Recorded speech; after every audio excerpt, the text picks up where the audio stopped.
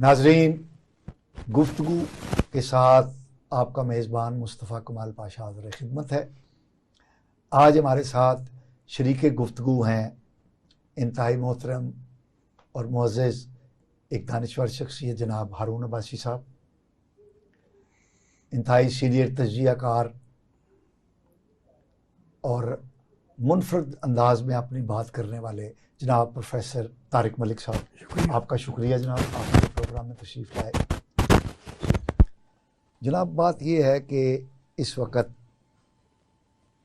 तकरीबन 90% जमातें या इससे भी ज़्यादा और 100% सियासी शख्सियात, छोटी बड़ी और हर किस्म के छोटे बड़े फटे पुराने दानिश्वर जो हैं, उन सब का एक ही नारा है कि इलेक्शन होने चाहिए, हमारे मसाइल का हल जो है वो इलेक्शन है।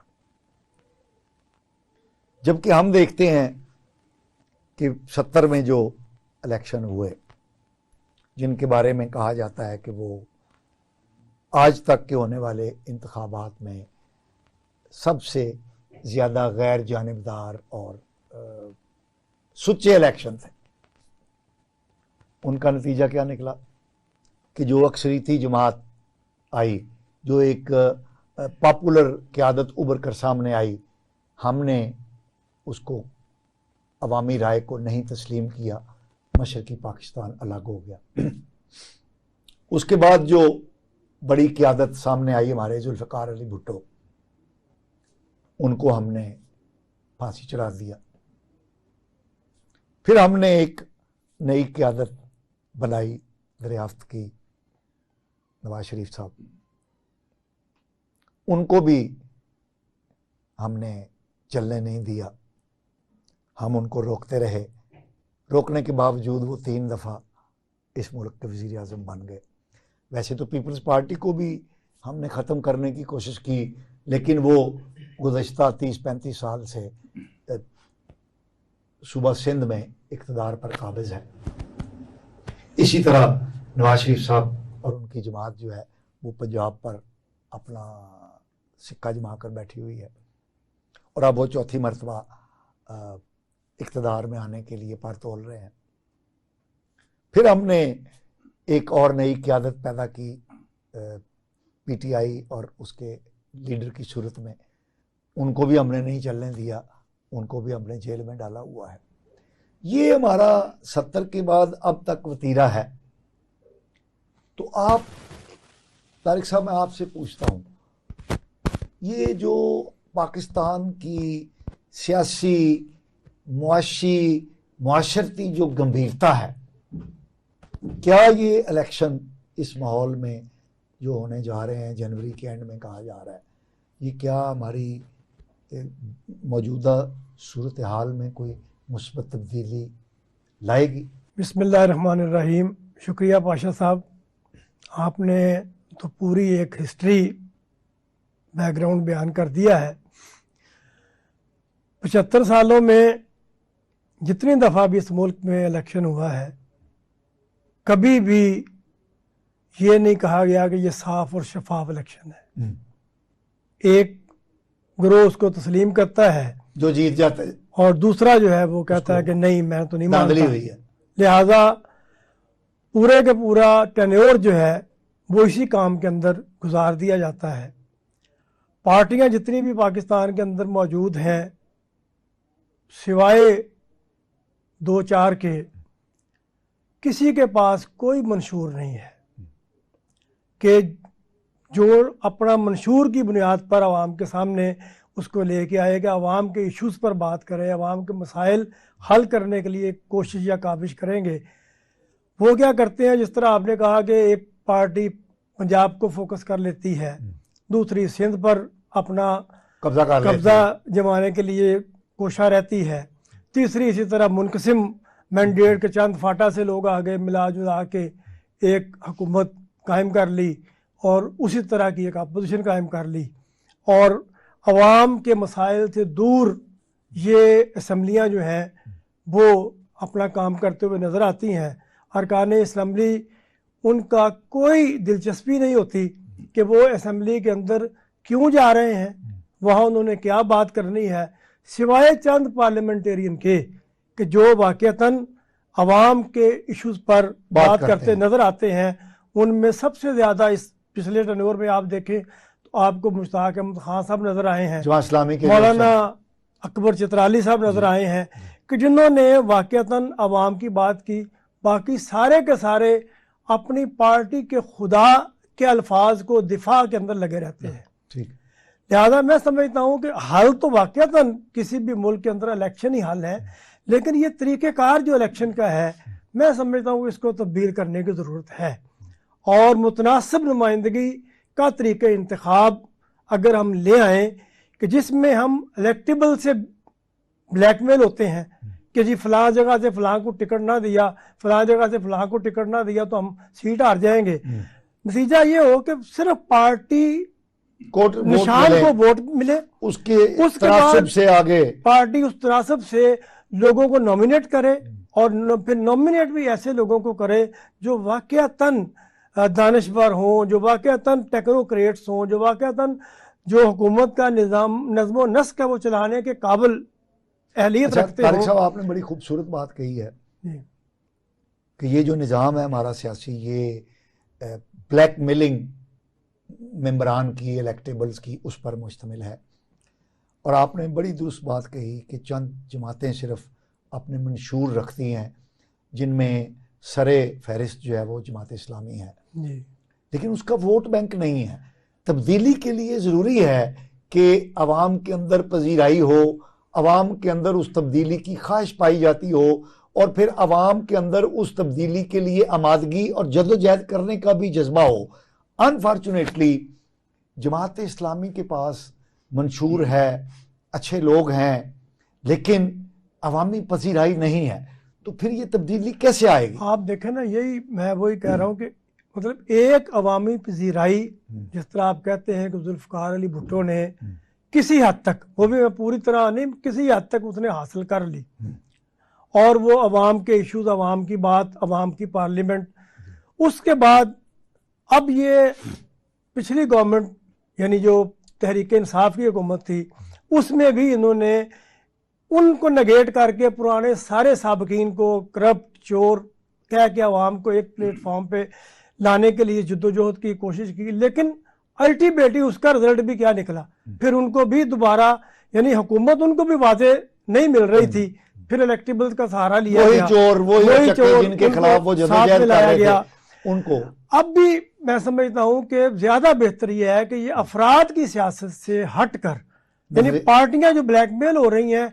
अब आप जो बात कह रहे हैं ना, इसमें होता क्या है, टारगेट है हमारे, मिसाल के तौर पर मुस्लिम लीग नून है, उनका एक अपना टारगेट है कि हमने इतने लोगों को अपने साथ मिलाना है, उसमें उनको गलियों की बुनियाद पर को मफादात देकर, नौकरियों की बुनियाद पर मफादात देकर, को और किसी तरीके से मिलाकर किसी को किसी अंदाज से, यानी वो लोगों को नजरियात की बुनियाद पर साथ नहीं मिलाते, बल्कि वो लोग तैयार हो जाते हैं दोबारा फिर आजकल जिस तरह फिर मुस्लिम लीग नून का कारकुन जो है और उनके जो वो करता धरता है वो अपनी तेज कर रहे हैं चीज़ें कि हमारे दिन आने वाले हैं, लूट मार करेंगे, 5 साल खूब लूटेंगे, कमाएंगे, खाएंगे और उसके बाद फिर इंतजार करेंगे अगली हुकूमत का। फिर अगली पार्टी जो है वो उसके कारकुन जो है, कारकुन भी यानी अवाम भी असल में मैं समझता हूँ कि अपने साथ मुखलिस नहीं है, अवाम खुद भी नहीं चाहते। अदरवाइज अवामी इश्यूज पर जो बात करने वाले लोग हैं उनको पजीराई मिले। अभी आपने देखा कि जमात इस्लामी ने ये धरने किए हैं या आगे भी प्रोग्राम करने जा रही है और प्योर अवामी इश्यूज हैं इस वक्त, यानी बिजली के बिलों का मसला है, इस वक्त जो महंगाई का मसला है, इस वक्त जो मुआशी बदहाली का मसला है और मईशत पूरी की पूरी मुल्क की कहाँ नज़र आ रही है। लेकिन उसके बावजूद अवाम उनके लिए निकले नहीं हैं कि अवाम शायद ये समझते हैं कि ये जो अपने आप को नहीं संवार सके, ये दूसरे यानी अवाम हमारे भी ये समझते हैं कि जिनकी कोठी बड़ी है, जिनका बंगला बड़ा है, गाड़ी बड़ी है, जिनके पास पैसे की रेल पेल है, जो थानेदार को डरा और धमका सकते हैं, जो अदलिया पर असरअंदाज हो सकते हैं, जो और सारे महकमों पर असरअंदाज होकर हमारे काम करा सकते हैं, हमें थाने से पकड़वा सकते हैं, छुड़वा सकते हैं। अवाम भी ऐसी सियासत ही चाहते हैं, लिहाजा ऐसी सियासत के नतीजे में फिर यही सूरत आ रहेगी। और मैं तो नहीं समझता कि ये जो मौजूदा चीज़ें नज़र आ रही हैं, इसके नतीजे में भी कोई बेहतरीन हुकूमत जो है वो सामने आ सकेगी। तारिक साहब का तो कहना ये है कि ये जो सियासी निज़ाम है हमारा ब्लैकमेलिंग पर मुश्तमिल है। बात उनकी ठीक है कि कोई नज़रियात की सियासत नहीं है, मुफादात की जंग है, और इलेक्शन हो भी जाए तो उसके नतीजे में कोई तब्दीली आने वाली नहीं है। आप क्या समझते हैं? वाशिद साहब, मैं समझता हूँ जब हम दुनिया के मुख्तलिफ सियासी निज़ामों का तकाबली जायजा लेते हैं तो उसमें हमें सबसे आला जो है वो जमहूरियत नजर आती है। ओके। और जिन जिन ममालिक में सही मानों में जमहूरियत है और हक़ राय दही आवाम को दी जाती है, तो वहाँ पे सबसे बुनियादी बात यह है जो हमें और उनमें फ़र्क है कि वहाँ शऊर को डेवलप किया जाता है। बचपन से आप स्कूल से लेके कॉलेज से लेके ऊपर तक, चाहे छोटी से छोटी चीज़ में भी उनकी ट्रेनिंग होती है। उन्हें पता होता है कि हक और बातिल क्या है, किसको हमें सपोर्ट करना है, किसको नेगेट करना है। नहीं करना। ठीक है। प्रोफेसर साहब ने बात की है मंशूर की, तो बात यह है कि मंशूर सबने बना के रखे हुए और वो साइक्लो स्टाइल किए हुए हैं। आप पीपल्स पार्टी का मंशूर पढ़ लें, आप पीपल्स उसका पढ़ लें, नून लीग का, एमकेएम का, सब में लोगों को बड़ी खूबसूरत ख्वाब दिखाए हुए हैं, मंजर दिखाए हुए कि जी आपकी जिंदगी को हम बदल देंगे। लेकिन वो सारा फ्रॉड है, झूठ है, इंतहाई बदनीयती पे मबनी है, क्योंकि वो इम्प्लीमेंट नहीं होना।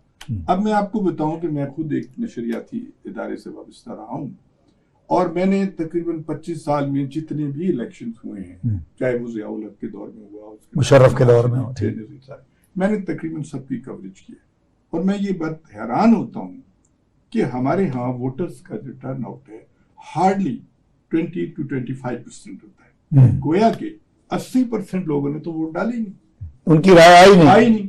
और जो 20% है उसमें 6-8 पार्टियों में वोट तकसीम हुए, तो वो जो 1 लाख की कॉन्स्टिट्यूएंसी उसमें 2000 वाला वोट जीत गया। ठीक है। तो ये नॉनसेंस, मतलब इस तरह। तो इसका मतलब ये है कि प्रोफेसर साहब ने जो मुतनासिब नुमाइंदगी का कहा है ये ठीक है, ये अच्छी राय है, मुतनासिब। लेकिन ये है, बात ये है कि हमें इन्होंने बहुत अच्छी बात की और मैं समझता हूँ यही जो टीप का बंद है वो यही है कि इश्यूज पे कोई बात नहीं कर रहा है। हमारी मईशत तबाह बर्बाद हो गई है, ठीक है ना जी। हमें ये नहीं पता कि हमारा सारा गल्ला स्मगल हो जाता है, ठीक है ना जी।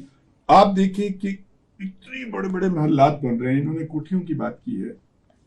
पॉलिटिशियंस के अलावा भी आप देखिए, आप लाहौर के किसी भी शहर के किसी इलाके में चले जाएं, अजीमुशान बंगले बन रहे हैं, इंपोर्टेड वहां से टाइलें आ रही हैं और ये हो रहा है। ये सारे पैसे की जो गैर मुनसिफाना तकसीम है और जो इख्तियारात की गैर मुनसिफाना तकसीम है। आप ये देखिए कि थानेदार से लेके ऊपर तक, मतलब हमारा पूरा निजाम कोलैप्स हो चुका है। इसकी वजह ये कि जमहूरियत हो या कुछ भी हो, हम जमहूरियत के काबिल नहीं है। अगर इस काबिल होते, अब देखिए कि पिछले साल बल्कि इस साल 7 लाख नौजवान मुल्क छोड़ के चला गया। हमारा सारा टैलेंट बाहर मुल्क चला गया जो कि इस मुल्क का असासा थे। और वो उसकी वजह ये हमारे पॉलिटिशियंस हैं, ये हमारी स्टैब्लिशमेंट भी है, ये हमारे जो लोग यानी कि मैटर करते हैं, जिनके पास इख्तियारात है, उन्होंने इख्तियारात की गलत तकसीम कर दी। अब जमहूरियत क्या खाक आएगी यहाँ पे, आप मुझे बताइए। जो अभी आपने बताया कि इतनी पार्टीज हैं, हमने सारों को इकट्ठा करके देख लिया और जो 16 महीने में नतीजा निकला कि वो डॉलर जो था वो 200 से 300 तक चला गया, 380 तक चला गया, ठीक है। अभी जो हमारे चीफ ऑफ आर्मी स्टाफ साहब ने चंद बातें की हैं जो बड़ी लोगों ने पसंद की हैं, उन्होंने कहा डॉलर को काबू करो, उन्होंने कहा स्मगलिंग को काबू करो। ये काम फौज का नहीं था, ये काम था सिविल इदारों का था। हाँ, बिल्कुल ठीक। और जमहूरी इदारे इतने कमजोर हो चुके हैं कि हमें नहीं लगता कि ये डिलीवर कर सकेंगे। और कोई पार्टी इस वक्त ऐसी नहीं है कि जो 2/3 मेजोरिटी के साथ आ सके। ये स्कैटर्ड हैं, सारे टूटे फूटे लोग हैं। और फिर ये कि या तो हो ना कि हमने कहते हैं ना आजमुदा आजमुदन जेहलस, अब इन लोगों को आजमाए को दोबारा आजमाना, कितना आजमाएंगे हम इनको। ये तो सारी देखिए ना, आप किसी पार्टी को ले लें, उसके जितने मेंबर्स हैं वो पहले 8 पार्टियां बदल के आ चुके होते हैं। मैं इंडिया की, भारत की मिसाल आपको दूं। मैं एक दफा, जब दिनों टीवी था इंडिया का, मैं एक दफा लोकसभा की कार्रवाई देख रहा था हिंदुस्तान जाके या इधर ही? जी, मैं कहीं पता नहीं बाहर गया हुआ था। अच्छा। मैं देख रहा था, तो उसमें ये हुआ जी कि एक कांग्रेस का लीडर था, तो उसने गवर्नमेंट के खिलाफ बड़ी सख्त तकरीर की। अच्छा। बहुत ये इन्होंने खराबी कर दी, ये तबाही कर दी, ये कर दी। तो एक कांग्रेस का मेंबर खड़ा हुआ, उसने कहा जी इससे तो बेहतर है कि मुल्क में मार्शल लॉ लग जाए।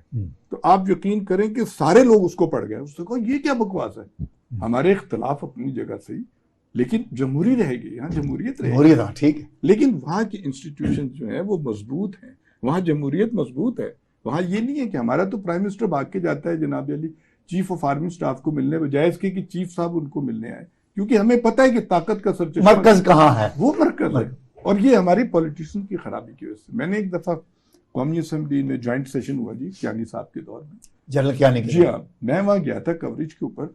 तो जब वो आए तो इधर सेनेटर्स और इधर कौमी असेंबली के मेंबर्स खड़े हुए थे, और हर बंदा जो हाथ मिलाता था अपना कार्ड उनको देता था कि जी साड़ा ख्याल रखना था। जब ये हालत होगी, ये हालत तो फिर आप मतलब फौज को इक्तदार में आने से कैसे रोकेंगे? और फिर मैं आपको बताऊं, जब मैं कौमी असेंबली सेनेट वगैरह की कवरेज पे जाता था, तो मैं ये देखता था, अव्वल तो बहुत कम लोग आते थे प्रोसीडिंग में, और जो प्रोसीडिंग चल रही होती थी आधे लोग सो रहे होते थे। कैंटीन में शुगर लगा होता था, जोर जोर से कह के पढ़ रहे हैं, खाने खा रहे हैं। और वो जिसको कहते हैं ना कि कोई बिल पास हो गया, और उन्होंने कहा जी बिल पास हो गया, वो सोते में उठा, उसने हाथ उठा दिया, हाँ जी बिल पास हो गया। उसे कोई पता नहीं किस किस्म का बिल था, किस चीज का। और वो बिल जो होते हैं वो आपने पढ़ा होगा, मजरिया फलाना, सरकारी लैंग्वेज ही अजीब होती है। तो बात यह है कि हमारे पॉलिटिशियंस की कोई ट्रेनिंग नहीं है। अच्छा, अब हमारे जो हैयत हाकमा है उसमें अदलिया भी एक रियासत का स्तून है। बेशक। हमारे जो नए चीफ आए हैं काजी फायज ईसा, उनके बारे में उनके चीफ बनने से पहले ही तवक्कुआत पैदा हो गई थी कि वो आइन और कानून की बालादस्ती को कायम करेंगे, और उन्होंने पहले दिन अदालत में आके जिस तर्ज अमल का मुजाहरा किया है वो बिलाशुबा एक मिसाली उनका तर्ज अमल था। फिर उन्होंने जो लार्जर बेंच तश्कील दिया और उसकी कार्रवाई को लाइव दिखाने का बंदोबस्त किया, और उन्होंने ये तासुर कायम करने की कोशिश की कि वो इंसाफ सिर्फ होगा नहीं बल्कि होता हुआ नजर भी आएगा। तो उन्होंने इंसाफ करने और उसके होते हुए नजर आने को कौम के सामने पेश कर दिया है।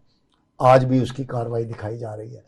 प्रोफेसर तारिक साहब, आप समझते हैं कि इस चीज़ के आने वाले दिनों में हमारी सियासत पर, हमारी मुआशरत पर कुछ मुस्बत असरात मुरतब होंगे?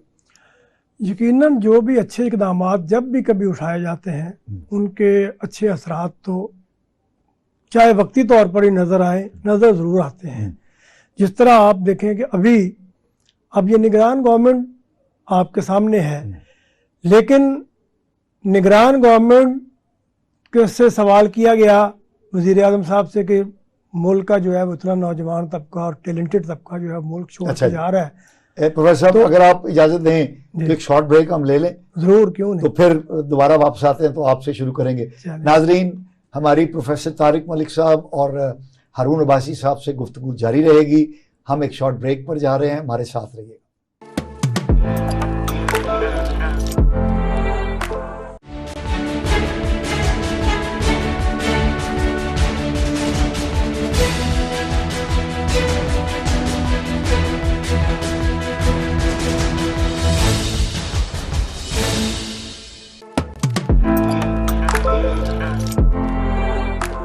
वेलकम बैक जी प्रोफेसर तारिक साहब।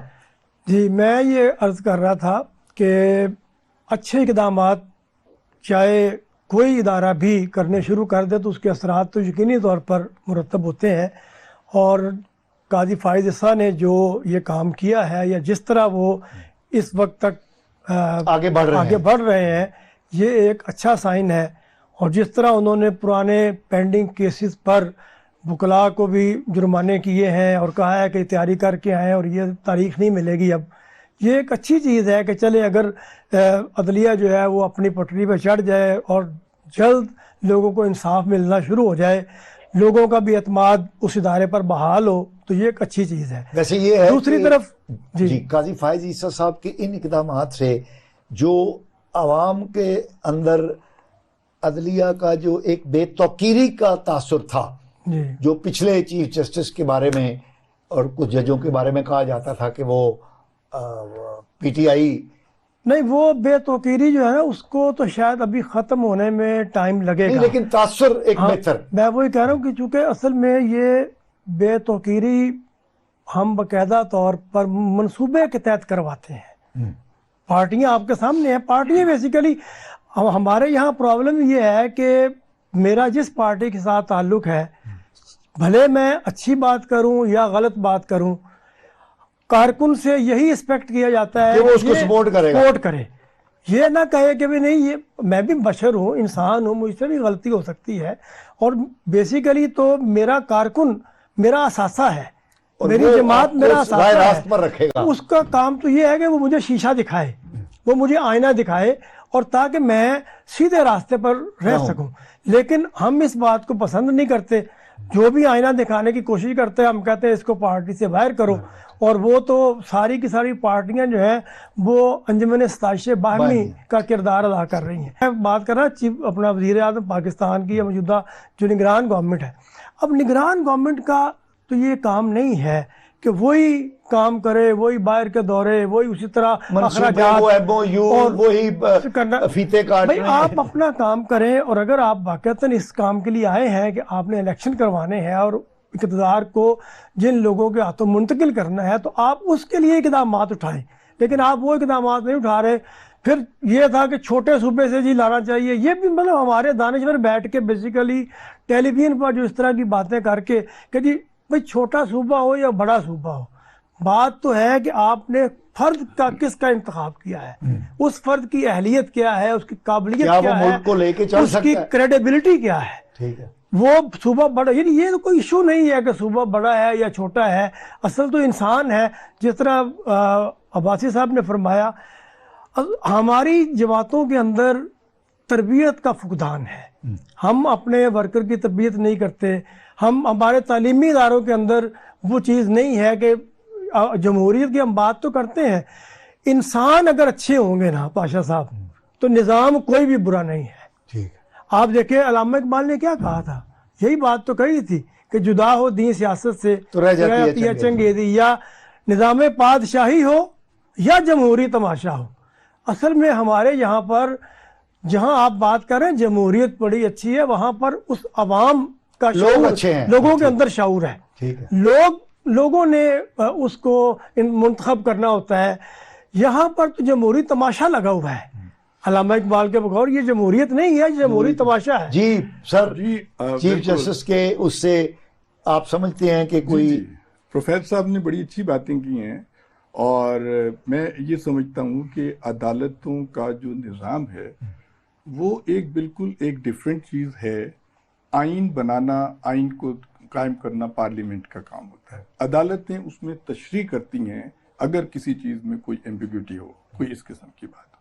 जहाँ तक आपने पुराने बंदयाल साहब की बात की है, तो हमारे यहाँ ये एक ट्रेंड है कि जब कोई बंदा चला जाता है तो उस पर लानत मलामत करना अपना वो अखलाकी फर्ज समझते हैं। बंदयाल साहब ने जाते जाते जो बड़ा कारनामा अंजाम दिया है वो उन्होंने ये किया है कि सारे वो जो इन्होंने अपने केसेस माफ़ करा लिए थे FIA से और नैब से, और सारे करोड़ों खरबों रुपए के वो खोल के चले गए। ये असल में लोगों को बहुत तकलीफ है कि ये बंदयाल साहब ने ऐसा क्यों कर दिया।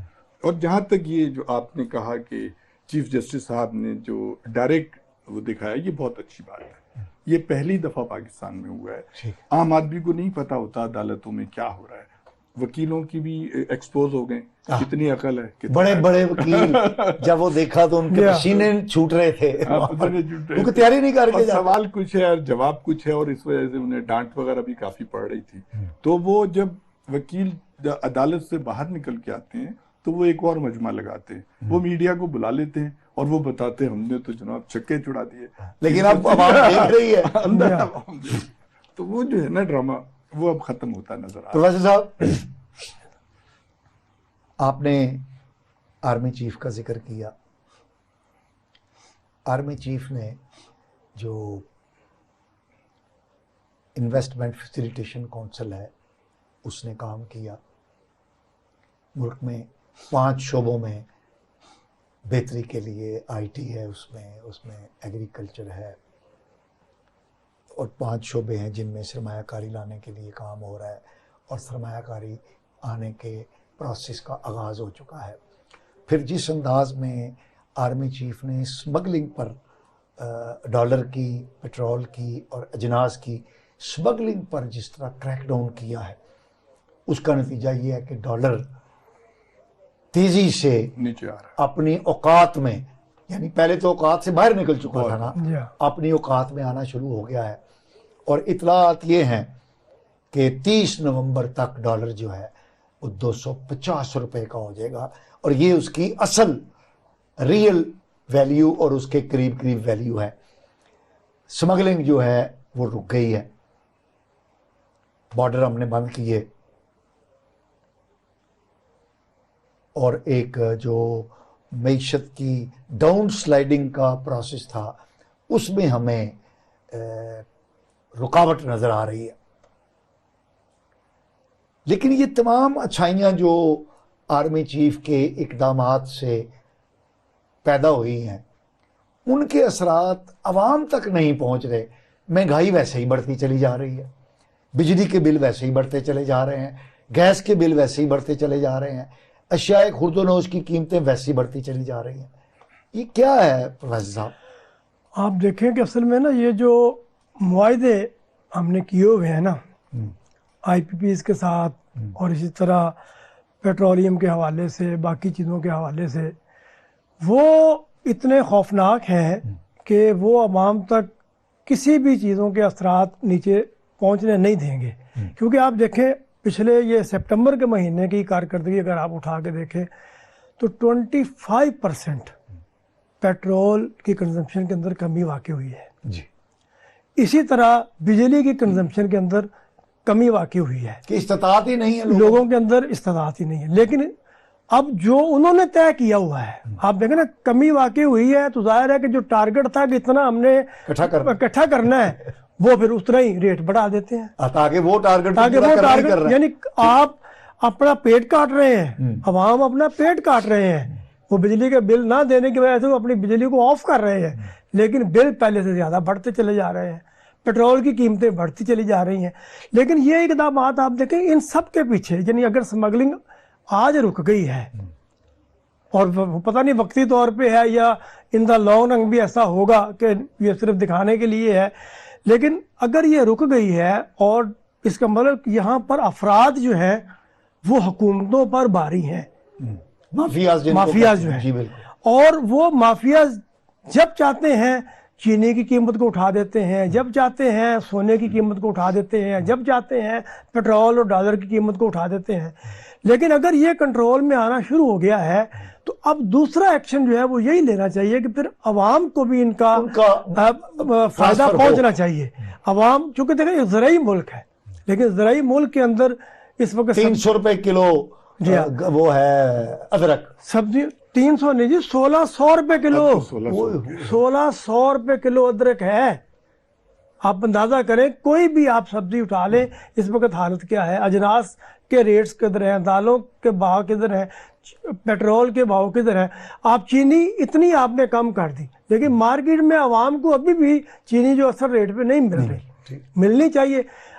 दूसरा ध्यान जो है, मैं तो कहता हूँ ये काम भी शायद जिस तरह उन्होंने सब लोगों को बुलाकर ये बात कही है कि जी ये इस तरह होना चाहिए और उसके असरात आए हैं, इसी तरह इन मोनोपोलिस्ट को भी बुलाकर ये कहना चाहिए कि कीमतें यहाँ तक रहनी चाहिए, अदरवाइज फिर ज़ाहिर जो उनके एक्शंस हैं वो होने चाहिए उनके खिलाफ भी, डंडा और डंडा चलना चलना चाहिए। जी अरुण बस। देखिए प्रोफेसर साहब ने बड़ी अच्छी बातें की हैं, बहुत ही माशाल्लाह। अब ये है कि आपने ये पूछा है कि इसके फौरी असरात क्यों नहीं आ रहे, यानी कि महंगाई कम क्यों नहीं हो रही। देखिए ये लॉन्ग टर्म प्लानिंग होती है, इसमें 1-2 दिन में ये मसला नहीं हल हो सकता। इसका एक हल ये है कि जैसे किसी सियासतदान ने कहा है कि मिसाक मईशत होनी चाहिए। तमाम जो हमारे स्टेक होल्डर्स हैं, चाहे पॉलिटिशियंस हैं, चाहे एस्टेब्लिशमेंट है, दानिश्वर हैं, प्रोफेसर लोग हैं, ये सब बैठे हैं एक जगह बैठे और फिर ये तय करें कि हमें आगे करना क्या है। देखिए अभी इन्होंने कहा कि गला, मैं आपको बताऊं इतना बड़ा पाकिस्तान के साथ हाथ हुआ है, जो समझ वाले समझते हैं कि इन्होंने क्या किया कि ऐसी पॉलिसीज बनाई कि जो हमारे लहलहाते खेत थे, जो हमारे बागात थे, अमरूदों के, आमों के और माल्टे के और उसके चावल के खेत थे, गंदम के खेत, इन्होंने उनको तहस नहस करके कोठियां बना दी, कॉलोनियां बना दी। ये वापडा कॉलोनी, ये TNT कॉलोनी, ये फलानी कॉलोनी। उसका नतीजा क्या हुआ कि गला कम हो गया। यानी ज़रई मुल्क होते हुए हमें शर्म आनी चाहिए कि हम दालें बाहर से इंपोर्ट करें। देखिए ना, अदरक क्या चीज है, 1600 रुपए किलो कह रहे हैं। अदरक जब इंडिया से हमारी खुली हुई थी तो वहां से हमें अदरक और टमाटर वगैरह आते थे। आप अगर इंडिया में जो हमारा वहां का जो पंजाब है उसमें आप ज़राअत देखिए, पर एकड़ यील्ड वो कितनी ले रहे हैं, और हमारे यहाँ बहुत बड़ा तमाशा लगा हुआ है। मैं वहां पे इस्लामाबाद में एग्रीकल्चर रिसर्च काउंसिल बनी हुई है, उसमें को 20-22 ग्रेड के 10-15 40-50 बंदे बैठे। वो कभी गांव गए नहीं, उन्हें पता नहीं कि गंदम का दरख्त होता है, ये पौधा होता है। वरना जनाब कोई तो तरक्की होती ना। चाइना वाले देखें जी, उन्होंने पहाड़ों पे गंदम लगा दी। ठीक है ना जी। और दूसरे मैं आपको बताऊं कि एक और बहुत बड़ा हाथ ये हुआ है कि जो हमारे यहाँ जो बरसात आती है, जब हमारे यहाँ बरसात आती है और उसमें हमारे यहाँ जो बारिशें होती हैं और दरियाओं में तुग़यानी जब आती है तो हजारों गांव बह जाते हैं, बेशुमार हमारे जानवर, जो जिनका बेचारों का छोटा मोटा एक गाय भैंस पे गुजारा पूरा खानदान चल रहा होता है। फिर हम दुनिया में ड्रामा करते हैं, ओ जी हमें एड दो जी, हमारे तो लोग हो गए, और वो पेट हम खुद खा जाते हैं, वो उन तक नहीं पहुंचती। अब देखिए मैं आपको भी चाइना की फिर मिसाल दे रहा हूँ, उनके यहाँ हमसे ज्यादा बरसात होती है, उनके यहाँ हमसे ज्यादा पहाड़ी इलाके, वहां जब बरसात होती है उन्होंने वहां से नाले जो हैं वो सहराओं की तरफ निकाल दिए, वहां बड़े बड़े डैम बना दिए, बरसाती पानी उधर चला जाता है जिसे वो रिजर्व कर सारा साल इस्तेमाल कर। और कुछ भी नहीं है हमारे यहाँ, कुछ देखे ना, प्लानिंग की बहुत बड़ी कमी है, मनसूबा बंदी की कमी है, और ये उसी सूरत में हो सकता है कि जब हम कोई ज्वाइंट वो करें, मुश्तरक। अब देखे ना, अब उन्होंने कहा सदर साहब ने कि वो जो है ये इलेक्शन कमिश्नर साहब मुझसे आए बात करें, वो कहा नहीं जी नहीं, आइन में मैं नहीं आता। ओ भाई, मतलब हमारी अखलाकियात इतनी भी, अगर फर्ज कीजिए कि उनके पास आईनी इख्तियार नहीं भी है प्रेसिडेंट के पास, फिर भी एक अखलाकी तौर पे आप उनसे जाके मुशावरत नहीं कर सकते। वहां कोई जमहूरियत की बातें करते हैं यार, हमारे कोई सियासतदान दूसरे सियासतदान की शक्ल देखने को तैयार नहीं, रवादारी नहीं, जैसे गाँव पिंडों वोटों में नहीं होती लड़ाई चौधरी उस तरह लड़ी है। तो ये अच्छा प्रोफेसर साहब, आपने माफियाज का जिक्र किया, आपने ताकतवर लोगों का जिक्र किया, तो हमने ये देखा कि डॉलर की स्मगलिंग हो या अफगान ट्रांजिट ट्रेड या दहशतगर्दी, उसमें एक बहुत बड़ा फैक्टर जो है ये जो गैर कानूनी तारकीन वतन है जो हमारे पाकिस्तान में रह रहे हैं, और उनमें सबसे ज़्यादा अफ़गान महाजरीन हैं। तो हुकूमत ने ये जो फैसला किया है कि ये 9 लाख के करीब जो गैर कानूनी तौर पर रहने वाले अफ़गान महाजरीन हैं, इनको वापस धकेल दिया जाएगा। और उस पर सिर्फ फैसला नहीं किया गया बल्कि अमल दरामद भी शुरू हो गया है, और उसका नतीजा ये है कि डॉलर की स्मगलिंग भी रुक गई, अजनास की स्मगलिंग भी कम हो गई, और दीगर जो जुराइम हैं वो भी आहिस्ता आहिस्ता कम होने शुरू हो गए।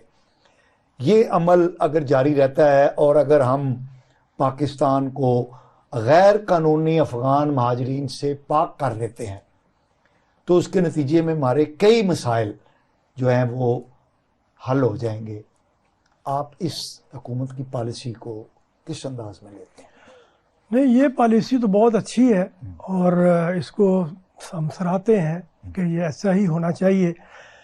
लेकिन असल चीज़ ये है ना, एक वक्त के अंदर हमारा फोकस सिर्फ एक काम पे नहीं होना चाहिए। जिस तरह बाज साहब ने फरमाया कि बेसिकली कुछ लॉन्ग टर्म्स अहदाफ होते हैं, कुछ शॉर्ट टर्म्स होते हैं, कुछ मिड टर्म्स होते हैं और कुछ फौरी उठाने वाले। ठीक।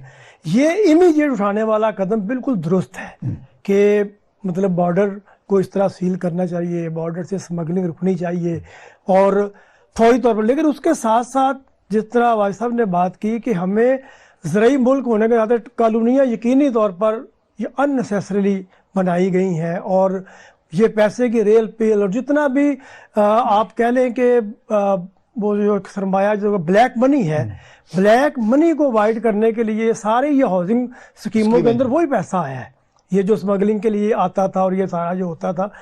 लेकिन अभी भी मैं समझता हूँ कि पाकिस्तान के पास ज़मीन की कमी नहीं है, एग्रीकल्चरल लैंड बंजर पड़ी हुई है बहुत सारी।